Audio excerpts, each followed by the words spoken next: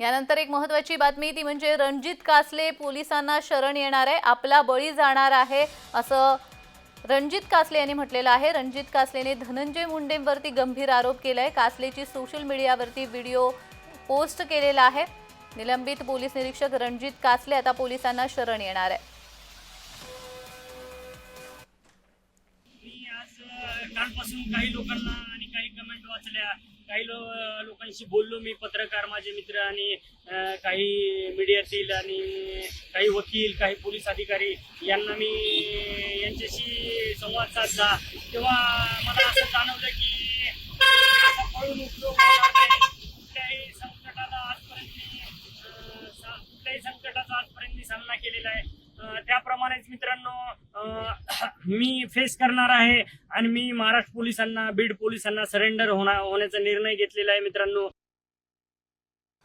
या संदर्भात अधिक माहिती देण्यासाठी आमचे प्रतिनिधी आमिर हुसेन आपल्यासोबत जोडले गेलेले आहेत। आमिर, रणजित कासले यांचा जो व्हिडिओ आला होता यापूर्वीचा व्हिडिओ, त्याच्यामध्ये त्यांनी कशा पद्धतीने आपल्याला वाल्मिक कराडला मारण्याची किंवा त्याचा एन्काउंटर करण्याची ऑफर देण्यात आली होती असं सांगितलं होतं आणि आता त्याचा हा व्हिडिओ समोर येतोय ज्यामध्ये तो म्हणतोय की आपण आता पोलिसांना शरण जाणार आहोत।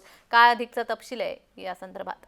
नक्कीच जर आपण या प्रकरणात बघितलं तर रणजित कासले यांचे अनेक व्हिडिओ सोशल मीडियावर व्हायरल झाले होते। त्यांनी अनेक दावे सोशल मीडियावर केलेले आहेत। अनेक राजकीय लोकांचे नाव घेतले होते आणि अनेक पोलीस कर्मचारी, अधिकारी यांचे नाव घेतले होते।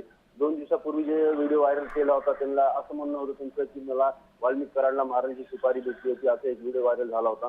काल सुद्धा त्यांचा एक व्हिडिओ व्हायरल झाला होता त्यात ते म्हणले की मी तर कोर्टातून जामीन घेणार आहे, अपात्र जामीनची मंजुरी आणणार आहे, संभाजीनगर उच्च न्यायालयातून अप्लाय करणारे काही वकील असले तर मला संपर्क साधा, असं सुद्धा त्यांनी त्या सोशल माध्यमातून अपील केलं होतं। आज सकाळी पुन्हा त्याने एक पोस्ट केलेली आहे की मी बीड पोलीसच्या, महाराष्ट्र पोलीसच्या शरणी येणार आहे, मला जीवाला धोका आहे असं त्यांचं म्हणणं आहे।